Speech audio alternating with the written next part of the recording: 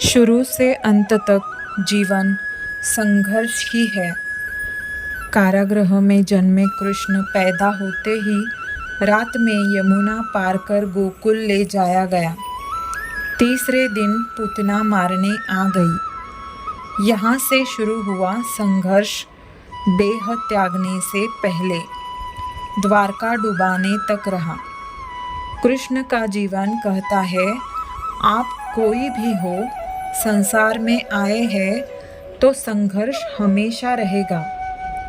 मानव जीवन में आकर परमात्मा भी सांसारिक चुनौतियों से बच नहीं सकता। कृष्ण ने कभी किसी बात की शिकायत नहीं की, हर परिस्थिति को जिया और जीता। कृष्ण कहते हैं, परिस्थितियों से भागो मत, उसके सामने डटकर खड़े हो जाओ, क्योंकि कर्म करना ही मानव जीवन का पहला कर्तव्य है।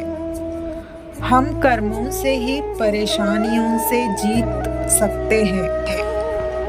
स्वस्थ शरीर से ही विजय है। कृष्ण का बचपन माखन मिश्री खाते हुए गुजरा।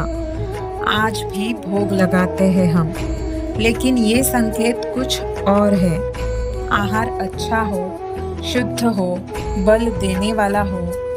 बचपन में शरीर को अच्छा आहार मिलेगा तो ही इंसान युवा होकर वीर बनेगा। शरीर को स्वस्थ रखना है तो बचपन से ध्यान देने की ज़रूरत है। ये पेरेंटिंग के दौर से गुजर रहे युवाओं के लिए बड़ा मैसेज है। अपने बच्चों को ऐसा खाना दे जो उनको बल दे। सिर्फ स्वाद के लिए ही न खिलाए, तभी वे बड़े होकर स्वयं को और समाज को सही दिशा में ले जा पाएंगे। पढ़ाई किताबी न हो, रचनात्मक हो। कृष्ण ने अपनी शिक्षा मध्य प्रदेश के उज्जैन में सांदीपनी ऋषि के आश्रम में रहकर पूरी की थी। कहा जाता है, 64 दिन में उन्होंने 64 कलाओं का ज्ञान हासिल कर लिया था। वैदिक ज्ञान के अलावा उन्होंने कलाएं सीखी। शिक्षा ऐसी ही होनी चाहिए जो हमारे व्यक्तित्व का रचनात्मक विकास करे। संगीत, नृत्य, युद्ध सहित 64 कलाओं कृष्ण के व्यक्तित्व का हिस्सा है। बच्चों में कोरा ज्ञान ना भरे, उनकी रचनात्मकता को नए आयाम मिले, ऐसी शिक्षा व्यवस्था हो। रिश्तों से ही जीवन है, बिना रिश्तों के कुछ नहीं। कृष्ण ने जीवन भर कभी उन लोगों का साथ नहीं छोड़ा जिनको मन से अपना माना। अर्जुन से वे युवावस्था में मिले, ऐसा महाभारत कहती है। लेकिन अर्जुन से उनका रिश्ता हमेशा मन का रहा। सुदामा हो या उद्धव, कृष्ण ने जिसे अपना मान लिया उसका साथ जीवन भर दिया। रिश्तों के लिए कृष्ण ने कई लड़ाइयाँ लड़ी और रिश्तों से ही कई लड़ाइयाँ जीती। उनका सीधा संदेश है, सांसारिक इंसान की सबसे बड़ी धरोहर रिश्ते ही है। अगर किसी के पास रिश्तों का थाती नहीं है तो वो इंसान संसार के लिए गैर जरूरी है। इसलिए अपने रिश्तों को दिल से जिए, दिमाग से नहीं। नारी का सम्मान समाज के लिए जरूरी। राक्षस नरकासुर का आतंक था। करीब 16,100 महिलाओं को उसने अपने महल में कैद कर लिया था। महिलाओं से बलात्कार में उसे सुख मिलता था। कृष्ण ने उसे मारा, सभी महिलाओं को मुक्त कराया। लेकिन सामाजिक कुरीतियां तब भी थी।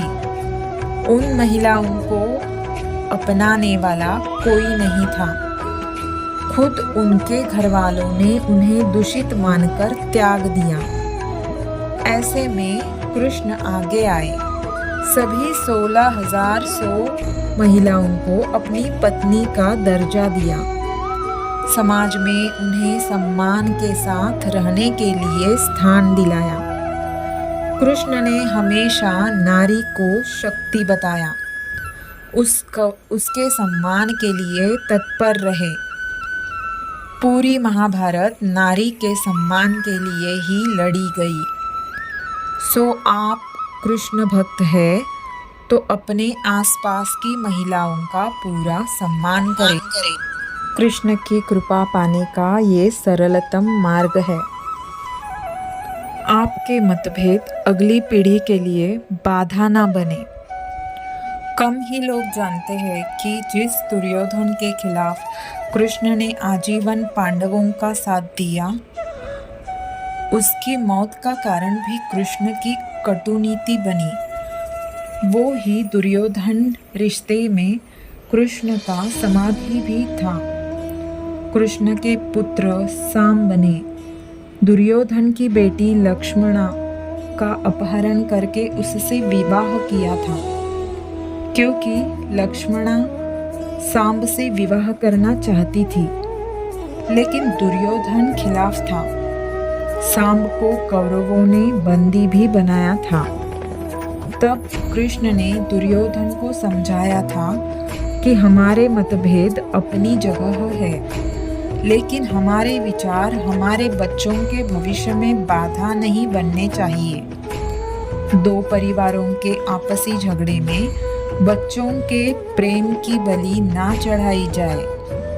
कृष्ण ने लक्ष्मणा को पूरे सम्मान के साथ अपने यहाँ रखा।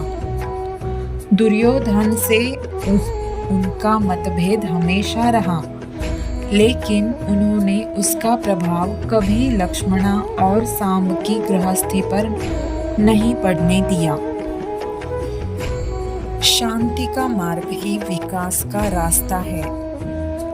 कृष्ण ने महाभारत युद्ध के पहले शांति से समझौता करने के लिए पांडवों और कौरवों के बीच मध्यस्थता की। हालांकि दोनों ही पक्ष युद्ध लड़ने के लिए आतुर थे, लेकिन कृष्ण ने हमेशा चाहा कि कैसे भी युद्ध टल जाए। झगड़ों से कभी समस्याओं का समाधान नहीं होता है। शांति के मार्ग पर चलकर ही हम समाज का रचनात्मक विकास कर सकते हैं। कृष्ण ने समाज की शांति से मन की शांति तक दुनिया को ये समझाया कि कोई भी परेशानी तब तक मिट नहीं सकती जब तक वहाँ शांति न हो। फिर चाहे वो समाज हो या हमारा खुद का मन, शांति से ही सुख मिल सकता है, साधनों से नहीं। हमेशा दूरगामी परिणाम सोचें। महाभारत में जुए की घटना के बाद पांडवों को वनवास हो गया। कृष्ण ने अर्जुन को समझाया कि ये समय भविष्य के लिए तैयारी करने का है। महादेव शिव, देवराज इंद्र और दुर्गा की तपस्या करने को कहा। कृष्ण जानते थे कि दुर्योधन को कितना भी समझाया जाए, वो पांडवों को कभी उनका राज्य नहीं लौटाएगा। तब शक्ति और सामर्थ्य की जरूरत होगी। कर्ण के कुंडल कवच पांडवों की जीत में आड़े आएंगे, ये भी वे जानते थे। उन्होंने हर चीज पर बहुत दूरगामी सोच रखी। कोई भी फैसला तात्कालिक आवेश में नहीं लिया। हर चीज के लिए आने वाली पीढ़ियों तक का सोचा। यही सोच समाज का निर्माण करती है। हर परिस्थिति में मन शांत और दिमाग स्थिर रहे। पांडवों के राजसूय यज्ञ में शिशुपाल कृष्ण को अपशब्द कहता रहा। छोटा भाई था, लेकिन मर्यादाएं तोड़ दी। पूरी सभा चकित थी। कुछ क्रोधित भी थे, लेकिन कृष्ण शांत थे, मुस्कुरा रहे थे। शांतिदूत बनकर गए तो दुर्योधन ने अपमान किया। कृष्ण शांत रहे। अगर हमारा दिमाग स्थिर रहे, मन शांत है, तब भी हम कोई सही निर्णय ले पाएंगे। आवेश में हमेशा हादसे होते हैं, ये कृष्ण सिखाते हैं। विपरीत परिस्थितियों में भी कभी विचलित नहीं होने का गुण कृष्ण से बेहतर कोई नहीं जानता। लीडर बने, श्रेय लेने की होड़ से बचे। कृष्ण ने दुनिया भर के राजाओं को जीता था। जहाँ ऐसे राजाओं का राज था जो भ्रष्ट थे, जैसे जरासंध, लेकिन कभी किसी राजा का सिंहासन नहीं छीना। कृष्ण के पूरे जीवन में कभी ऐसा नहीं हुआ कि उन्होंने किसी राजा को मारकर उसका शासन खुद लिया हो। जरासंध को मारकर उसके बेटे को राजा बनाया, जो चरित्र का अच्छा था। सभी जगह ऐसे लोगों को बैठाया जो धर्म को जानते थे। कभी किंग नहीं बने, हमेशा किंग मेकर की भूमिका में रहे। महाभारत युद्ध में भी खुद हथियार नहीं उठाया। पूरा युद्ध कूटनीति से लड़ा। पांडवों को सलाह देते रहे, लेकिन जीतने का श्रेय भीम और अर्जुन को दिया।